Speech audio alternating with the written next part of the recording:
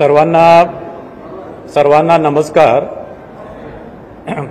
सर्व सन्माननीय वृत्तपत्र व वृत्तवाहिन्यांचे संपादक व प्रतिनिधी, आपल्याला माहीतच आहे की माननीय सर्वोच्च न्यायालयाने आदेशाद्वारे 31 जानेवारी 2026 पूर्वी स्थानिक स्वराज्य संस्थेच्या सर्व मुदत संपलेल्या स्थानिक स्वराज्य संस्थेच्या सर्व निवडणुका घेण्याबाबत निर्देश दिलेले आहेत आणि या दृष्टीने स्थानिक स्वराज्य संस्थेच्या या निवडणुकीच्या दृष्टीने आपल्याशी संवाद साधावा आणि आपल्या माध्यमाने मतदार, उमेदवार, राजकीय पक्ष व इतर सर्व संबंधितांपर्यंत हा संदेश पोहोचण्यासाठी आज आम्ही राज्य निवडणूक आयोगामार्फत ही पत्रकार परिषद आयोजित केलेली आहे।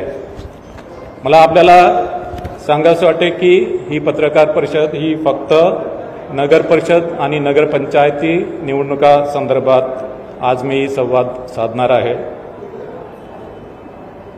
राज्यामधल्या ज्या निवडणुकीस पात्र असलेल्या 246 नगर परिषदा आणि 42 नगरपंचायतीच्या सार्वत्रिक निवडणुका राज्य निवडणूक आयोगामार्फत घेण्यात येणार आहे आणि यामधून एकूण 6,859 सदस्य आणि 288 अध्यक्ष यांची निवड होणार आहे। 246 नगरपरिषदांमध्ये 10 नवनिर्मित नगरपरिषदांचा समावेश आहे आणि 236 नगरपरिषदांची मुदत यापूर्वीच संपलेली आहे। राज्यामध्ये एकूण 147 नगरपंचायती आहे, त्यापैकी 42 नगरपंचायतीसाठी निवडणूक होत आहे। त्यामध्ये 15 नवनिर्मित नगरपंचायती आहे आणि 27 नगरपंचायतीची मुदत यापूर्वी संपलेली आहे आणि उर्वरित 105 नगरपंचायतीची मुदत यापूर्वी समाप्त झालेली नाही। नगर परिषदची साधारणतः सदस्य संख्या ही 20 ते 75 आहे आणि नगरपंचायतची सदस्य संख्या ही 17 आहे। नगर परिषदेची निवडणूक ही बहुसदस्यीय पद्धतीप्रमाणे आहे आणि साधारणतः एका प्रभागामध्ये सर्वसाधारणपणे 2 जागा नगर परिषदेमध्ये असतात, पण नगर परिषदच्या सदस्य संख्येचा आकडा विषम जर असेल तर नगर परिषदमध्ये एका प्रभागामध्ये 3 जागा असतात। म्हणजे साधारणतः मतदारांना 2 ते 3 सदस्यांसाठी वोटिंग करावं लागेल। याशिवाय नगर परिषदेचा एक अध्यक्ष आहे, यासाठी सुद्धा मतदान करावं लागेल।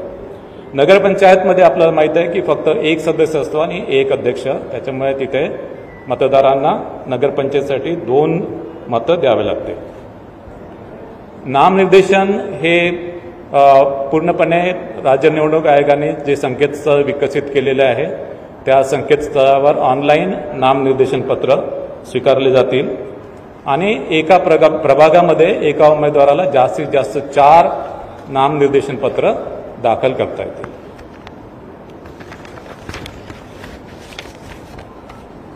संकेतस्थळावर नामनिर्देशन पत्र दाखल केल्यानंतर त्याची प्रिंटआउट काढून ती संबंधित निवडणूक निर्णय अधिकाऱ्याकडे उमेदवारांना द्यावी लागेल।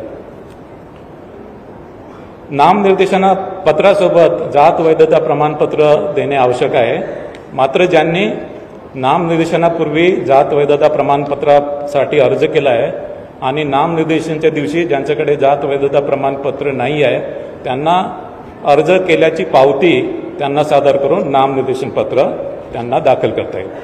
मात्र असा उमेदवार फायनली अंतिमतः निवडून जर आला तर त्याला 6 महिन्याच्या आतमध्ये जात वैधता प्रमाणपत्र देणे हे बंधनकारक राहील।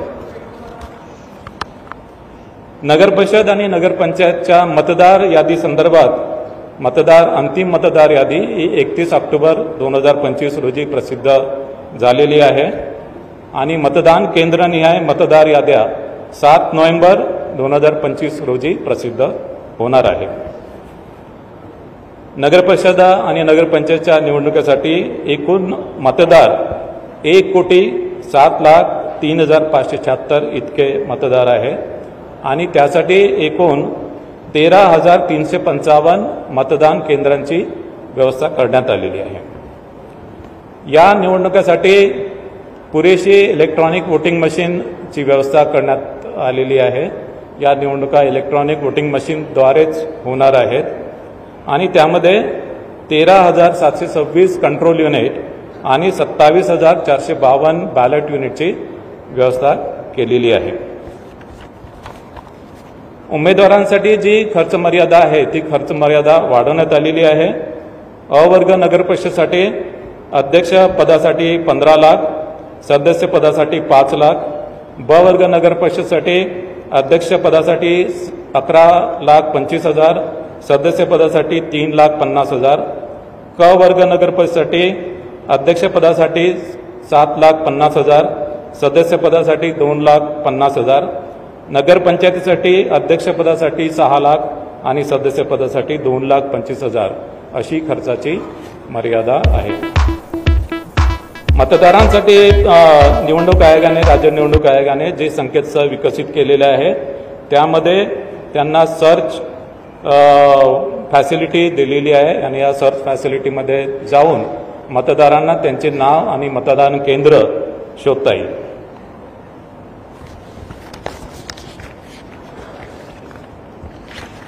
याशिवाय मतदारांच्या सोयीसाठी एक नवीन मोबाईल ॲप सुद्धा आम्ही विकसित केलेले आहे। या मोबाईल ॲपच्या मदतीने मतदारांना त्यांच्या मतदार यादीमधील नाव शोधता येईल, याशिवाय त्यांचं मतदान केंद्र शोधता येईल, याशिवाय नो युअर कॅन्डिडेट म्हणजे उमेदवाराविषयी त्यांनी उमेदवारांनी जे प्रतिज्ञापत्र दाखल केलं त्या प्रतिज्ञापत्राच्या अनुषंगाने त्यांच्याबाबत काही गुन्हेगारीविषयी गुन्हे दाखल केले असतील किंवा त्यांच्या शैक्षणिक क्वालिफिकेशनबाबत आणि त्यांच्या आर्थिक परिस्थितीबाबत त्यांना माहिती मिळू शकेल। म्हणजे नो युअर कॅन्डिडेट ही माहिती सर्वसामान्य मतदारांना ही या मोबाईल ॲपच्या माध्यमाने उपलब्ध होईल। मतदार यादीच्या बाबतीत जे संभाव्य दुबार नावाबाबत राज्य निवडणूक आयोगाने पूर्ण दक्षता घेतलेली आहे। राज्य निवडणूक आयोगाने त्यांच्या सिस्टीमवर टूल विकसित केलेला आहे आणि या टूलच्या माध्यमाने प्रत्येक नगरपरिषद नगरपंचायतीमधील प्रभागामध्ये संभाव्य दुबार मतदार हे डबल स्टार असं चिन्ह त्याच्या पुढे आलेलं आहे। जिथे जिथे अशा प्रकारचे डबल स्टार आलेले आहेत तिथे संबंधित अधिकारी संबंधित मतदारांना कॉन्टॅक्ट करून तो कुठल्या प्रभागामध्ये आणि तो कुठल्या मतदान केंद्रामध्ये तो मतदान करेल याची माहिती घेईल। त्यासोबतच त्याचं नाव, त्याचं लिंग, त्याचा फोटोग्राफ आणि त्याचा पत्ता या सर्व बाबीसुद्धा तपासेल। ज्या मतदान केंद्रामध्ये त्यांनी ऑप्शन दिलेला आहे त्या मतदान केंद्रामध्ये त्याला मतदानाची सोय असेल आणि इतर मतदान केंद्रामध्ये त्याला मतदान करता येणार नाही। ज्या मतदारांच्या नावानं पुढे डबल स्टार आलेला आहे, दुबार मतदार म्हणून डबल स्टार आलेला आहे, पण त्यांनी काही प्रतिसाद दिला नाही तर सर्व मतदान केंद्रावर त्याचं डबल स्टार म्हणून नोंद होईल आणि असा मतदार मतदान केंद्रावर आल्यानंतर त्याच्याकडून एक डिक्लेरेशन घेतलं जाईल की या मतदान केंद्राव्यतिरिक्त इतर मतदान केंद्रामध्ये त्यांनी मतदान केलं नाही किंवा या मतदानानंतर दुसऱ्या मतदान केंद्रावर तो मतदान करणार नाही। म्हणजे एकाच मतदान केंद्रावर त्याला मतदान करता येईल। ऑफकोर्स त्याच्या ज्या वेगवेगळे जे अधिनियम आहेत आणि नियम याच्यामधल्या मतदारांच्या पात्रतेविषयी ज्या तरतुदी आहेत त्या ऑफकोर्स प्रिसाइडिंग ऑफिसर या तपासून घेतील। मतदार जागृतीच्या संदर्भात मतदानाचा टक्का वाढावा यासाठी आम्ही 32 वेगवेगळ्या प्रकारचे ॲक्च्युली वोटर्स अवेअरनेस कॅम्पेन आम्ही घोषित केलेले आहेत आणि संबंधित नगरपरिषद आणि नगरपंचायती यांच्या निधीमधून हे जे मतदान आणि काही निधी राज्य निवडणूक आयोगाकडे पण आहे, सोशल मीडियाच्या माध्यमाने आणि राज्य निवडणूक आयोगाने त्याच्या संदर्भात एक गीतसुद्धा तयार केलेलं आहे आणि या वोटर्स अवेअरनेस कॅम्पेनच्या माध्यमाने मतदानाचा टक्का जास्तीत जास्त वाढेल याच्याबद्दल आम्ही दक्षता घेतलेली आहे. वेगवेगळे पोस्टर्स, बॅनर्स, क्रिएटिव्ह आर्ट, भित्तिचित्र, चित्ररथ याच्या माध्यमाने सुद्धा वोटर्स अवेअरनेस कॅम्पेन राबवला जाईल. मतदान केंद्रावर पुरेशा सुविधा देण्यात आलेल्या आहेत आणि त्याच्यामध्ये विशेष करून दिव्यांग मतदार, तान्ह्या बाळासह ज्या स्त्रिया आहेत, गरोदर स्त्रिया आहेत, ज्येष्ठ नागरिक आहेत यांना प्राधान्याने मतदान करून दिलं जाईल. दिव्यांग आणि ज्येष्ठ नागरिकांसाठी रॅम्पची सोय केलेली आहे. याशिवाय व्हीलचेअरची सुद्धा व्यवस्था करण्यात येणार आहे. सर्व मतदान केंद्रावर विजेची व्यवस्था, पिण्याच्या पाण्याची व्यवस्था, सावलीची व्यवस्था, शौचालयाची व्यवस्था उपलब्ध करून देण्यात आलेली आहे. आणि विशेष करून काही मतदान केंद्र हे गुलाबी मतदान केंद्र म्हणून ॲक्च्युली हे आम्ही करू आणि या गुलाबी मतदान केंद्रामध्ये या मतदान केंद्रातील सर्व निवडणूक अधिकारी, कर्मचारी, पोलीस कर्मचारी हे महिला कर्मचारी असतील. यावेळेस मतदान केंद्राच्या इमारतीमध्ये मोबाईल नेण्याची एक फॅसिलिटी आम्ही दिलेली आहे. मात्र ॲक्च्युअल मतदान केंद्रामध्ये मोबाईल नेता येणार नाही, त्या इमारतीमध्ये नेता येईल आणि त्या मतदान केंद्राच्या बाहेर एक फॅसिलिटी असेल, तिथे मोबाईल तिथे डिपॉझिट करता येईल.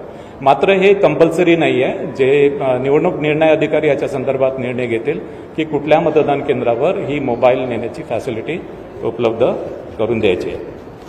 या निवडणुकीसाठी नगरपरिषद नगरपंचायत निवडणुकीसाठी 288 निवडणूक निर्णय अधिकारी आणि 288 सहाय्यक निवडणूक निर्णय अधिकारी यांची व्यवस्था आम्ही केलेली आहे. यासाठी एकूण पोलिंग स्टाफ, काउंटिंग स्टाफ एकूण 66,775 निवडणूक अधिकारी कर्मचाऱ्यांची व्यवस्था आम्ही केलेली आहे.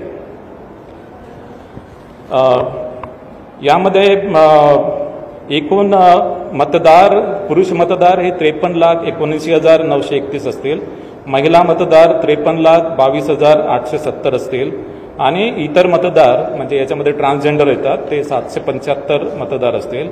अशा अनुषंगाने एकूण मतदार 1,07,03,576 असतील.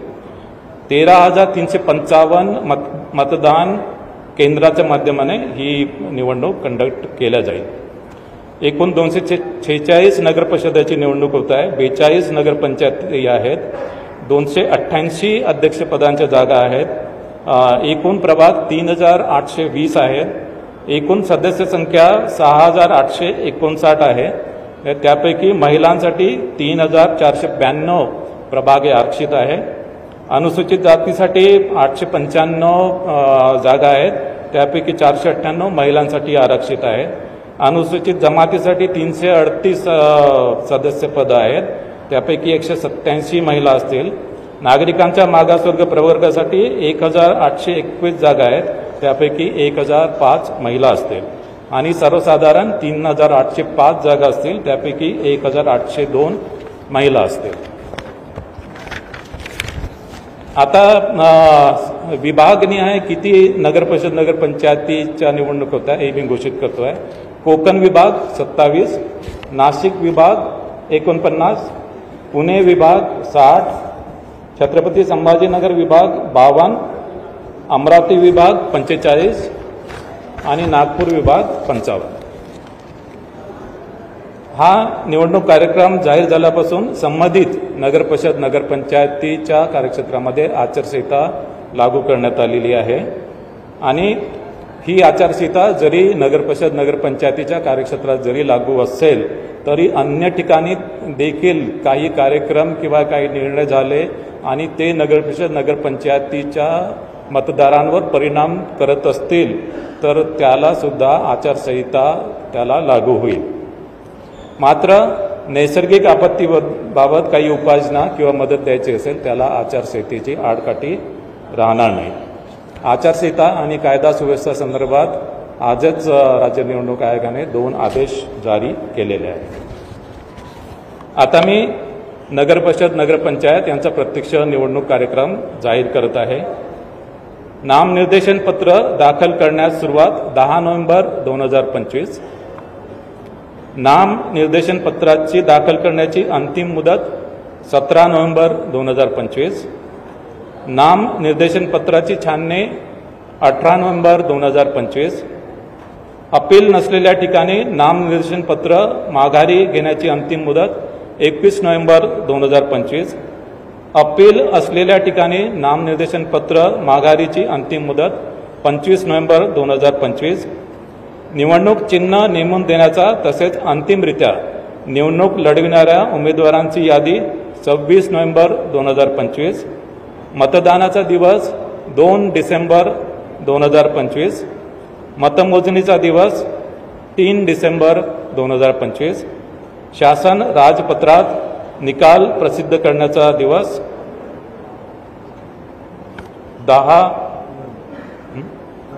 10 नोव्हेंबर 2025. सॉरी 10 डिसेंबर 2025.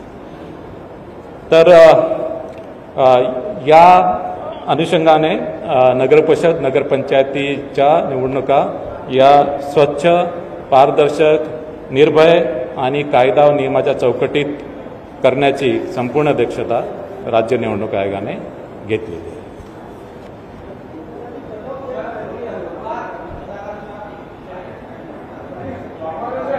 एक करून विचारा. वोटरची कट ऑफ डेट 1 जुलै 2025.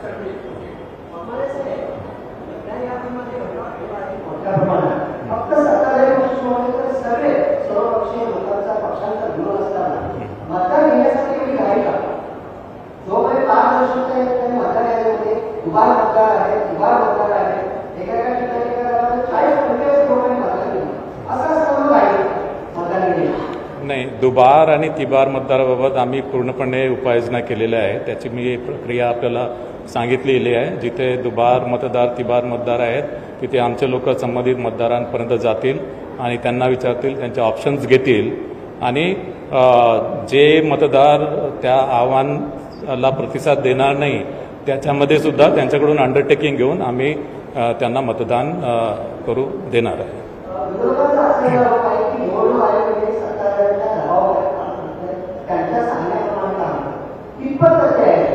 नाही, हे चुकीचं आहे. असं निवडणूक आयोग कोणाच्याही दबावाखाली काम करत नाही.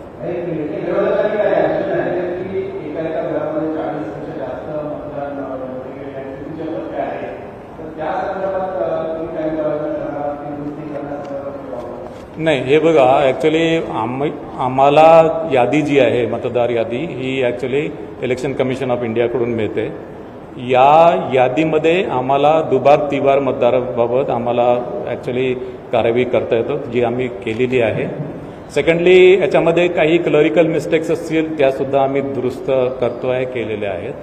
आणि यामध्ये प्रभाग चुकलेला जर असेल तर प्रभाग ते सुद्धा आम्ही दुरुस्त करतो की ॲक्च्युली एका प्रभागामध्ये पाहिजे मात्र चुकीने दुसऱ्या प्रभागामध्ये गेला आहे, ते सुद्धा आम्ही दुरुस्त करतो आहे. आणि विधानसभेच्या मतदार यादीमध्ये नाव आहे पण या मतदार यादीमध्ये नाव नाही आहे, ती सुद्धा आम्ही नाव त्यामध्ये इन्कॉर्पोरेट करतो.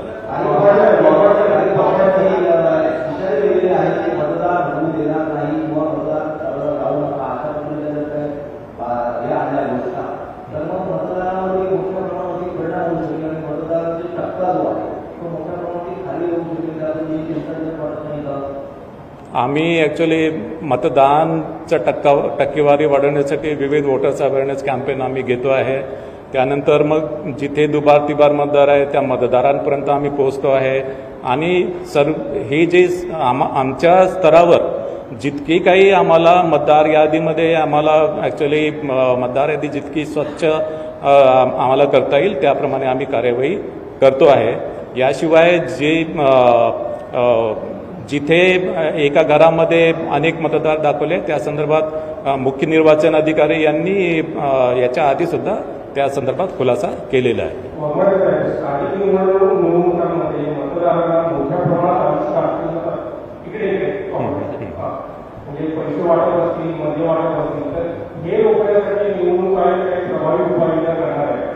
नाही, आम्ही याच्यामध्ये आचारसंहिताचा ऑर्डर काढलेला आहे. या आचारसंहितेच्या ऑर्डर्समध्ये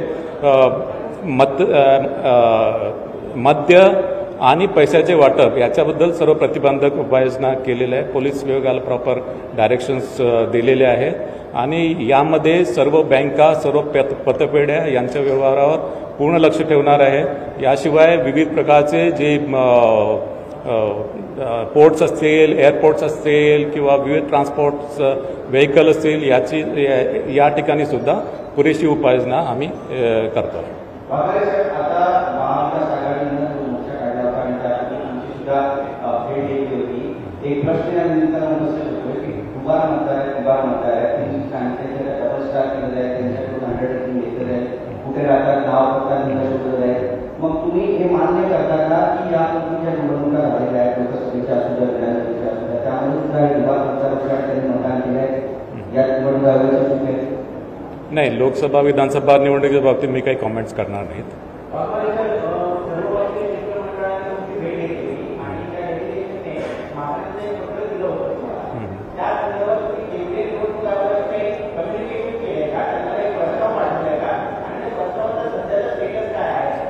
नाही, याच्यामध्ये सर्वपक्षीय शिष्टमंडळाने माझी भेट घेतली होती. त्यावेळेस त्यांनी मागणी केली की ज्या मागणी केल्या त्या अनुषंगाने मी केंद्रीय निवडणूक आयोगाकडे 15 ऑक्टोबर 2025 पर्यंत, जे 1 जुलैपासून 15 ऑक्टोबर 2025 पर्यंत मतदार यादी मी मागितलेली आहे. मात्र त्या संदर्भात कुठल्याही प्रकारचं कम्युनिकेशन भारत निवडणूक आयोगाकडून मला झालेलं आहे.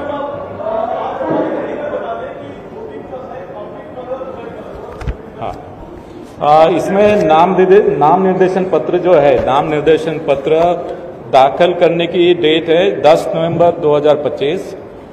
नाम निर्देशन दाखिल करने के लिए जो चालू करने की डेट है वो 10 नवंबर 2025. नाम निर्देशन पत्र दाखिल करने के लिए अंतिम जो डेट है वो 17 नवंबर 2025. नाम निर्देशन पत्र की जो छाननी है उसकी डेट है 18 नवंबर 2025. जहाँ पे अपील नहीं है वहाँ पे नाम निर्देशन पत्र पीछे लेने की अंतिम डेट है 21 नवंबर 2025. जहाँ पे अपील है वहाँ पे नाम निर्देशन पत्र वापस लेने की अंतिम डेट है 25 नवंबर 2025. निवडणूक चिन्ह जो है, निवडणूक चिन्ह और final list of contesting candidate, इसकी डेट है 26 नवंबर 2025. मतदान दिन की डेट है 2 दिसंबर 2025. मत मोजनी यानी काउंटिंग की डेट है 3 दिसंबर 2025 और गवर्नमेंट गैजेट में निकाल पब्लिश करने की डेट है 10 दिसंबर 2025.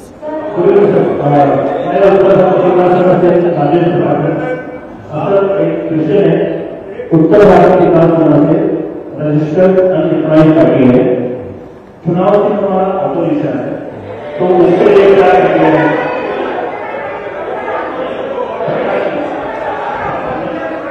चुनाव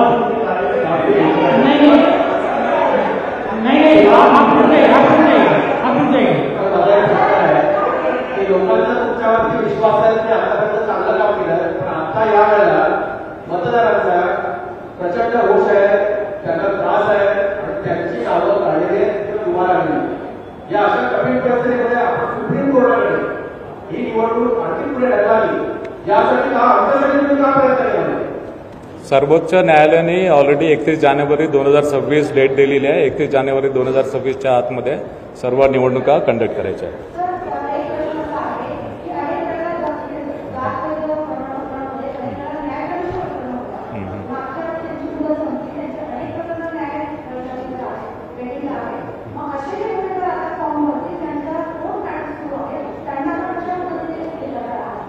नाही, याच्यामध्ये प्रोव्हिजन एकदम क्लिअर आहे की नाम निर्देशन पत्र दाखल करण्यापूर्वी नाम निर्देशन पत्र दाखल करताना त्यांच्याकडे वैधता प्रमाणपत्र असेल तर अडचण नाही आहे. मात्र नाम निर्देशन पत्र दाखल करताना त्यांच्याकडे वैधता प्रमाणपत्र नसेल, मात्र नाम निर्देशन पत्र दाखल करण्यापूर्वी त्यांनी स्क्रुटिनी कमिटीकडे अर्ज केला असेल आणि त्याची पावती जर दाखल केली तर नामनिर्देशन पत्र त्यांचं स्वीकारलं जाईल. मात्र ते जर निवडून आले तर त्यांना 6 महिन्याच्या आतमध्ये त्यांना कास्ट व्हॅलिडिटी सर्टिफिकेट सादर करणं बंधनकारक राहील. 6 महिन्याच्या आतमध्ये कास्ट व्हॅलिडिटी सर्टिफिकेट त्यांनी दिलं नाही तर त्या उमेदवाराची निवडणूक ही रद्द होईल.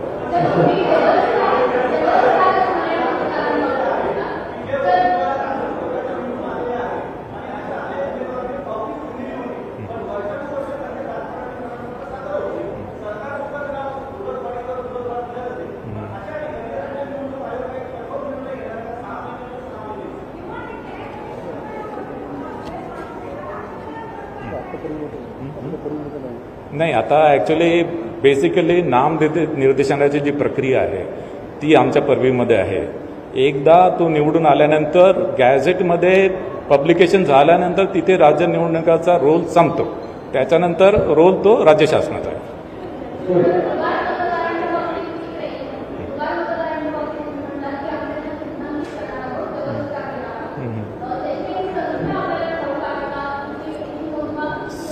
ॲक्च्युली ही जी प्रक्रिया आहे ही ॲक्च्युली आम्ही टूल दिलेला आहे आणि दुबार म्हणजे त्याला स्टॅम्पिंग नाही, दुबार ते संभाव्य दुबार आहे, संभाव्य दुबार. आता संभाव्य दुबार आमचे कर्मचारी ज्यावेळेस त्या मतदारांकडे जातील तिथे शहानिशा करतील त्यावेळेसच कळेल की तो खरोखर दुबार आहे किंवा नाही आहे. त्याच्यामुळे ही संख्या आता मला सांगता येणार नाही, कारण की ही संख्या ही प्रत्येक प्रभागामध्ये वेगवेगळी आहे. ती या सर्व नगरपरिषदांमध्ये ती वेगवेगळी ती संख्या आहे आणि त्याच्यानंतर ही ॲक्च्युली ज्यावेळेस फायनल होईल, ज्यावेळेस हे संभाव्य दुबार मतदार आपण ॲक्च्युली व्हेरीफाय करू त्यावेळेसच ॲक्च्युली आपल्याला ही संख्या समजेल आणि मतदानाच्या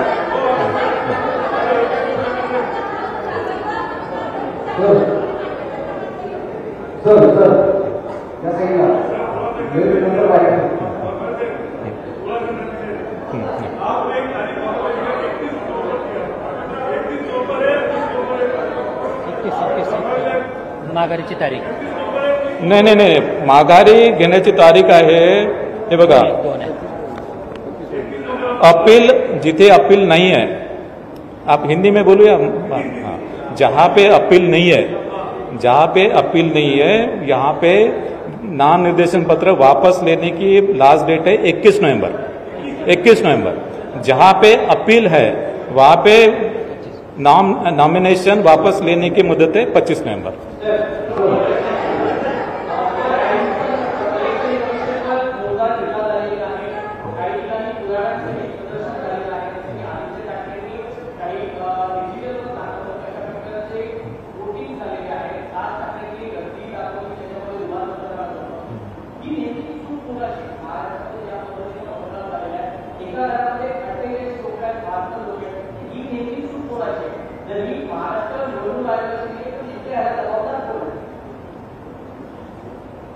नाही, आता ॲक्च्युली जी मतदार यादी आहे, मतदार ही भारत निवडणूक आयोगाकडून मतदार यादी आम्हाला मिळाली.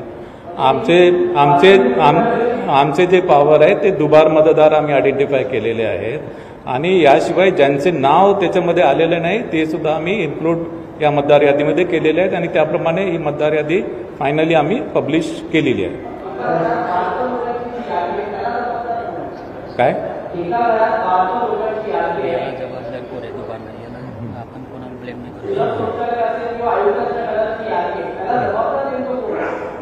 नाही, आता याच्यामध्ये ही जी यंत्रणा आहे मतदार यादीची यंत्रणा वेगळी आहे. ही ॲक्च्युली आम्ही फक्त ती यादी अडॉप्ट करतो. आम्ही फक्त ती जी यादी ती अडॉप्ट करतो. एक पर्टिक्युलर डेट ठरवतो आणि त्या डेटला ती यादी आम्ही अडॉप्ट करतो. शहानिशाचे जे प्रकार आहेत ते सांगितलं मी. दुबार मतदार असतील तिथे आम्ही बघतो, चुकीच्या प्रभागामध्ये गेला ती आम्ही बघतो, नाव इन्क्लूड झालं नाही, विधानसभा मतदार यादीमध्ये नाव आहे पण याच्यामध्ये नाही आहे ते इन्क्लूड करतो, काही क्लरिकल मिस्टेक्स असेल, एरर असेल ते इन्क्लूड करतो.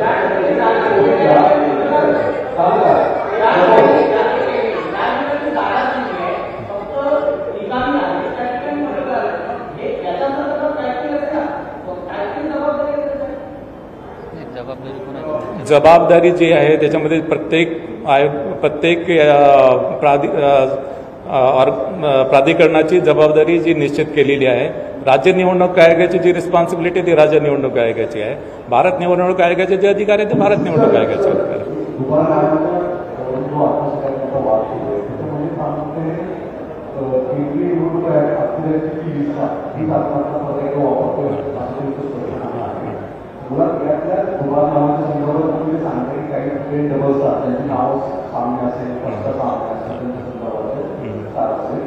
तर अशांची साधारणतः संख्या इकडे आली आहे का नाही, ते मी ॲक्च्युली संख्या सध्या मी सांगू शकणार नाही, कारण की आता ही जी प्रक्रिया आहे ती प्रक्रिया प्रत्येक जे रिटर्निंग ऑफिसर आहे त्यांच्या स्तरावर सुरू आहे आणि त्यामध्ये ॲक्च्युली फिजिकल व्हेरिफिकेशन आणि मतदानाच्या 2 दिवस आधीपर्यंत ही प्रक्रिया सुरू राहील.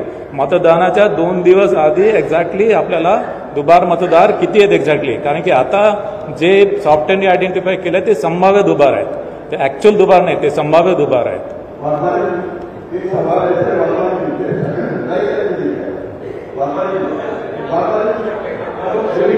सवाल ये है कि भले 100 लोग छूट जाए लेकिन एक बेगुनाह जो है उससे छुटा नहीं होगा. सवाल यही है सारे पॉलिटिकल पार्टी छोड़कर सारे पॉलिटिकल पार्टी हैं, उनका मतदान जहाँ हुआ है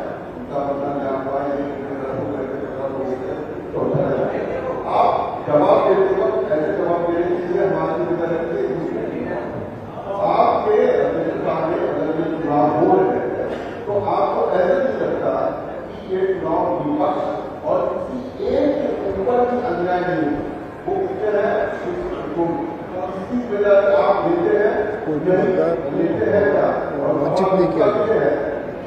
ये वोटर मीडिया चुनाव करवाना कोणत्याही पक्षावर अन्याय होणार नाही आणि कुठल्याही मतदारांवर अन्याय होणार नाही. जो मतदार योग्य आहे, मतदार यादीमध्ये आहे आणि ज्याची या मतदारांची तपासणी प्रिसाइडिंग ऑफिसर लेवलवर पण होते, तिथे त्यांना पोलिंग एजंट किंवा प्रिसाइडिंग ऑफिसरला काही त्याच्यामध्ये डाऊट आला तिथे सुद्धा ती तपासणी करू शकतात.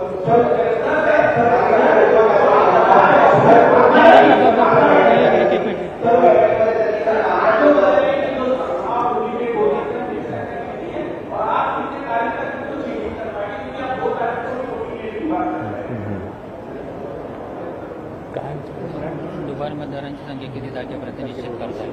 नाही, मतदानाच्या 2 दिवस आधी एक्झॅक्टली जे फिगर्स आहेत ते अभी मेरे पास अप्रॉक्सिमेट फिगर नहीं है.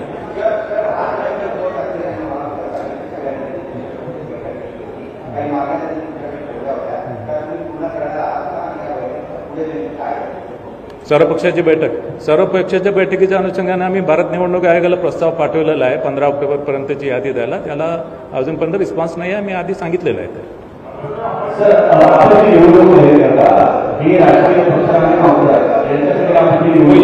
एक पूछे कोई.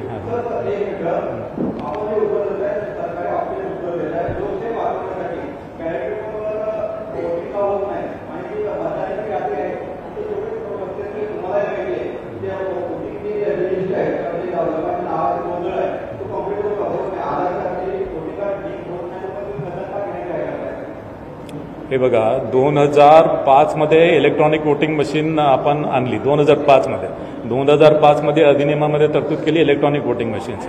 याशिवाय इलेक्ट्रॉनिक वोटिंग मशीनच्या संदर्भात वेगवेगळ्या सन्माननीय न्यायालयामध्ये पिटिशन दाखल झालेलं आहे आणि माननीय सर्वोच्च न्यायालयापर्यंत न्यायालयाने निर्वाह दिला आहे की इलेक्ट्रॉनिक वोटिंग मशीनचा वापर योग्य आहे. आपल्या कायद्यामध्ये इलेक्ट्रॉनिक वोटिंग मशीनची तरतूद आहे.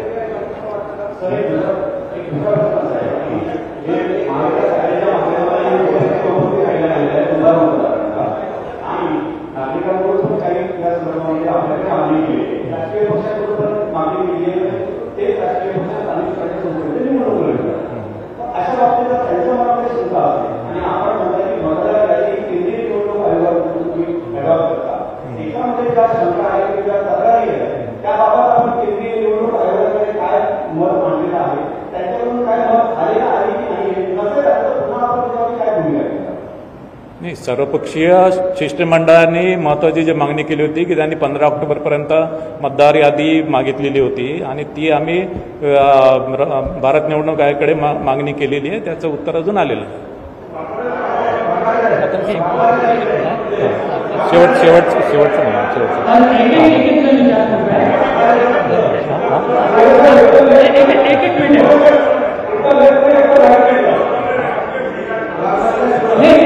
सगळ्यांना विचारू द्या, बाकीचे राहिले त्यांचं उद्या सगळ्यांना एक एकदा होऊ द्या. थांबा. तुम्ही आवाज नाही तुमचा आवाज नाही.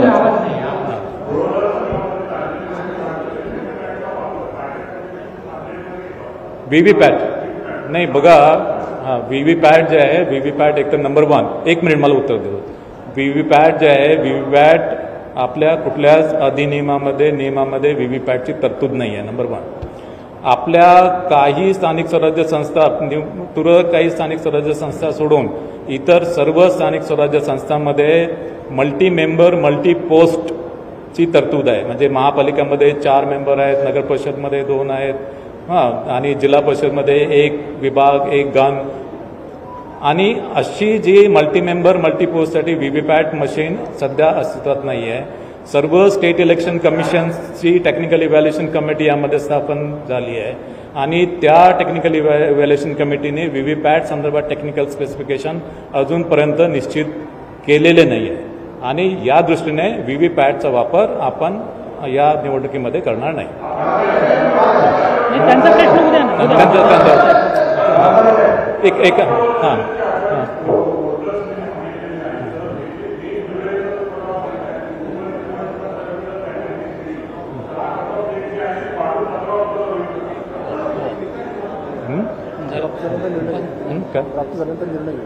हां नाही, आता ॲक्च्युली 15 ऑक्टोबरपर्यंतची मतदार यादी आम्हाला प्राप्त झाली तर कट ऑफ वाढवण्याबाबत योग्य तो निर्णय आम्ही घेऊ. मात्र अजूनपर्यंत आम्हाला ती यादी काही प्राप्त झाली.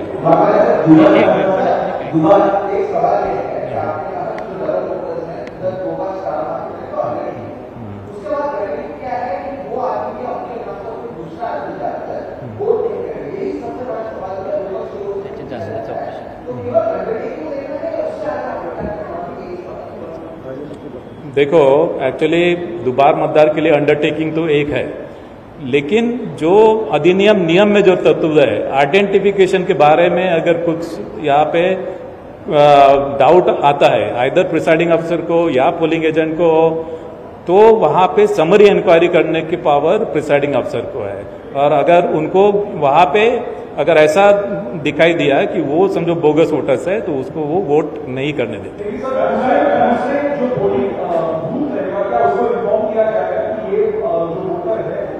हाँ, वो वहाँ पे मार्क करेगा, वहाँ पे मार्क करेगा. Yes.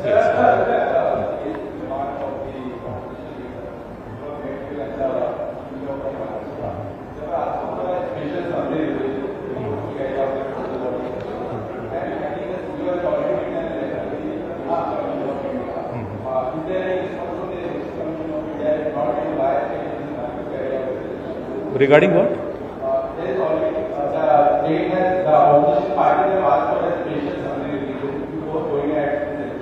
No, see, actually, as far as the summary revision is concerned, that is not our jurisdiction. Summary revision is a jurisdiction of.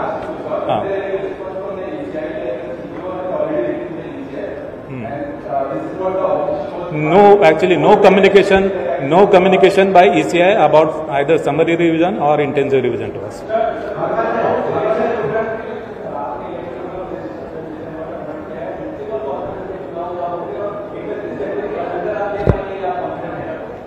इकतीस जनवरी के अंदर हमको सब इलेक्शन लेना है माननीय supreme court K order say. All elections has to be conducted by 31st January under any circumstances. एक minute नाही.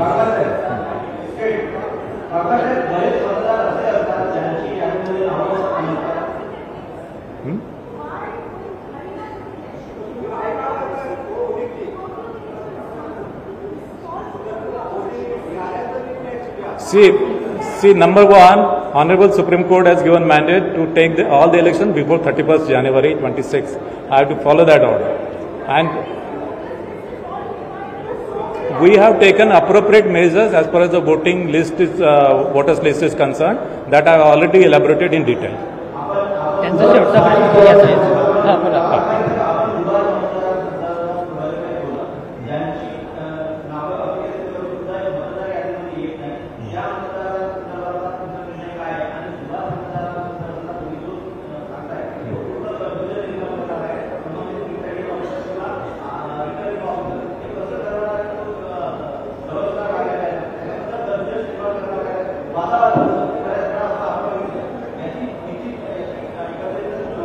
नाही, जिथे संभाव्य दुबार मतदार आहेत तिथे डबल स्टार आहेत आणि ते मतदार यादीमध्ये ती नोंद आहे. याशिवाय ज्यावेळेस तो मतदार ऍक्च्युली पोलिंग स्टेशन इंडिकेट करेल ती सुद्धा नोंद त्याच्यामध्ये घेण्यात येईल आणि त्याच्यामध्ये इतर ठिकाणी त्याचं नाव जिथे जिथे येते त्यावेळेस तो कुठल्या मतदान केंद्रामध्ये आणि कुठल्या पार्टमध्ये तो मतदान करणार आहे हे सुद्धा इंडिकेट केल्या जाईल. त्याच्यामुळे त्यांनी एका मतदान केंद्रामध्ये ऑप्शन जर दिला तर दुसऱ्या मतदान केंद्रामध्ये तिथल्या ज्या working copy of electoral roll राहील त्याच्यामध्ये ती नोंद राहील की हा वोटर जो आहे या मतदान केंद्रामध्ये वोट करणार आहे. हां, last question, last two questions हे तुम्ही तुमचं झालं.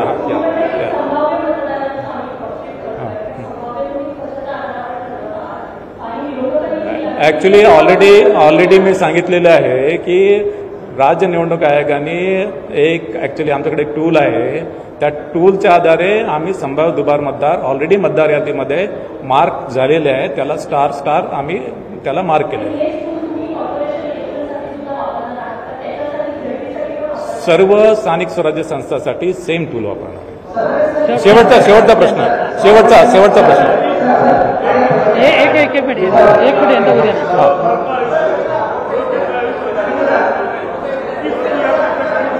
काय समजा